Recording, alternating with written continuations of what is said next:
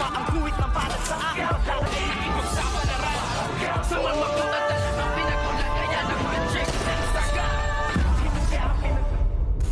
Good morning and welcome sa aking munting channel. Naghanap na nga ng bagong trabaho itong si Tanggol kasama nga si Emong at si Bubbles dahil nga si Jelly ay may itinuro na isa sa malaking kumpanya na pwede silang mag-model at dito nga ay nasabi ni Emong na dito na sila aasenso at baka dito na nga sila yumaman at dito naman ay bigla na nga nagpakita ang Black Rider na si Madonna na isa kaya ito sa mga nautusan ni Marcelo para nga subukin ang galing at tikas nga nitong si Tanggol. Ngunit hindi naman talaga mapalagay si Tanggol dahil nga napapansin niyang sunod ng sunod sa kanya ang babae nga nakamotor or si Black Lady na si Madonna.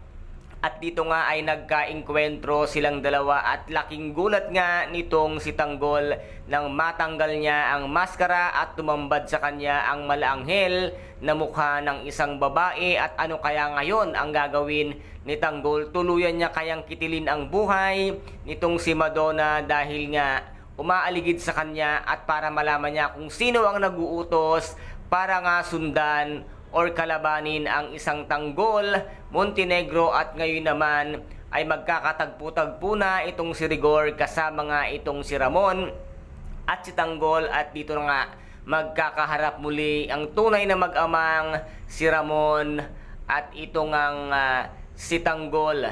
Dito na rin kaya lahat malaman nitong si Tanggol kung sino talaga ang tunay na pumatay sa kanyang dating minamahal na si Mokwang. At dito nga ay tatanungin niya kay Ramon kung meron nga itong kakilalang Olga at walang kaalam-alam ito ngang si Tanggol at si Ramon ay kapatid pala nito nga si Olga. Kung kaya't dito na nga sasambulat ang lahat at lalong-lalo na ang galit nga ng isang Tanggol or Jesus Nazareno de Magiba. Kung kaya't guys, ito po ang ating pakaabangan dito nga sa tinaguriang pambansang teleserye FPJ ang Batang Quiapo. At kung nagustuhan po ninyo ang aking videos for today, paki-subscribe na lamang po ng aking channel, paki-like and share para maging update kayo sa lahat ng gagawin kong videos.